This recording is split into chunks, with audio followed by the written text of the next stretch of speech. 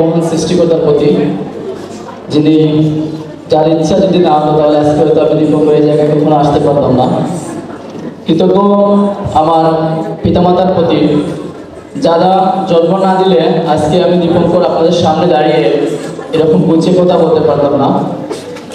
কৃতজ্ঞ আমার সামনে সারিতে বসা সকল সিনিয়র স্যারদের প্রতি, যাদের প্রত্যেকটা স্যারের এক একটা কথা থেকে এক একটা শিক্ষা নিয়ে আমার জীবনের সাথে অ্যাপ্লাই করেছিলাম, আর ওই জায়গা থেকে আজকে ওই জায়গায় আসতে পেরেছি। আমি আমার সিনিয়র স্যারদের প্রতি মন থেকে কৃতজ্ঞতা প্রকাশ করি। স্যারদের বলার আশা করছি। সময় সংক্ষিপ্ত থাকার কারণে আমি সংক্ষিপ্তভাবে শেয়ারিং করব। তো আসলে কৃতজ্ঞতা প্রকাশ করতে গেলে সারাদিন কৃতজ্ঞতা প্রকাশ করতে পারবো, কারণ এখানে তিয়ানশিতে এই সফলতার পিছনে প্রত্যেকটা মানুষের কতটুকু অবদান আছে শুধু আমি জানি, আজকে যারা এখানে অ্যাচিভার হয়েছে তারা জানে। আজকে আমি দীপঙ্কর যদি আমার সফলতা, আমার জীবনের এই 2 বছর 9 মাসের সকল অ্যাচিভমেন্ট যদি আমি একটা পাল্লার একদিকে রাখি আর আরেক দিকে যদি আমার ওই জীবনের প্রথম সুযোগটা রাখি, তাহলে আমি মনে করব আমার জীবনের সাকসেস থেকে ওই দিনের 2 বছর 9 মাস আগে ওই সুযোগটাই ছিল সবচাইতে বেস্ট।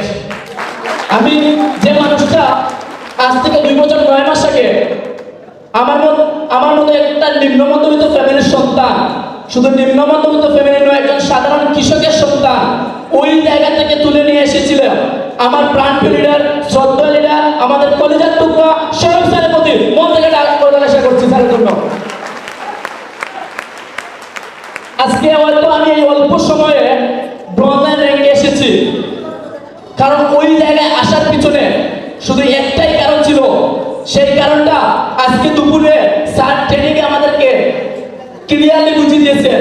দেখেন, স্যার একটা ট্রেনিংয়ে একটা কথা বলেছিলেন, বা আমাদের এখানে স্টেজে দাঁড় করিয়েছিলেন, বলেছিলেন আপনার সফলতা মনে করেন ওই জায়গায়, আপনি সফলতার দিকে যাবেন, তখন আপনার দুই পাশে নেগেটিভ পিপল থাকবে, বিভিন্ন লোক বিভিন্ন ধরনের কথা বলবে।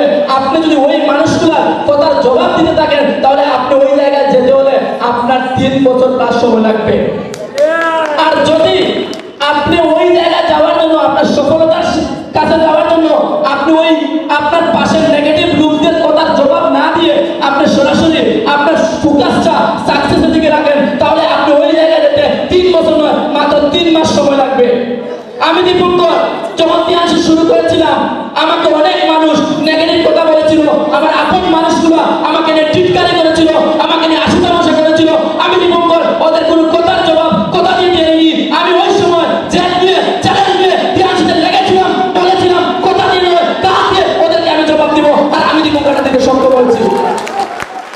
আমি আপনাদের সবাইকে বলতে চাচ্ছি, আমি দীপঙ্কর যদি মাত্র 2 বছর 3 মাসে ফ্রন্টলাইন হতে পারি, আমি এটা বিশ্বাস করি আমার টিমে যারা আছেন, আপনারা এমন একটা টিমে আছেন, শুধু আপনারা আমাদের কথাগুলো মেনে চলেন, লেগে থাকেন, বিশ্বাস করেন, টুডে টুডে আপনাদেরকে আমাদের জায়গায় আনা দায়িত্ব আমরা নিলাম। শুধু একটা সিদ্ধান্ত নিতে হবে, ওই জায়গা থেকে আজকের ওই